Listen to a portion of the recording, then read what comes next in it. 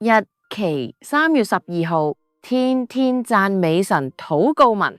聖經經文：但願叫人有盼望嘅上帝，因信將諸般嘅喜樂平安充滿你哋嘅心，叫你哋藉住聖靈嘅能力大有盼望。羅馬書15章13節。哈利路亞，讚美主，因你係所有美善源頭嘅，叫人有平安嘅主上帝，全地都當向你歡呼，歌頌你名嘅榮耀，用讚美嘅言語將你嘅榮耀顯明出嚟。你嘅作為何等可畏！因你嘅大能，仇敵都要投降你，全地要敬拜你，歌頌你，要歌頌你嘅名。你用權能治理萬民，直到永遠。你嘅眼睛監察列邦，背逆嘅人不可自高。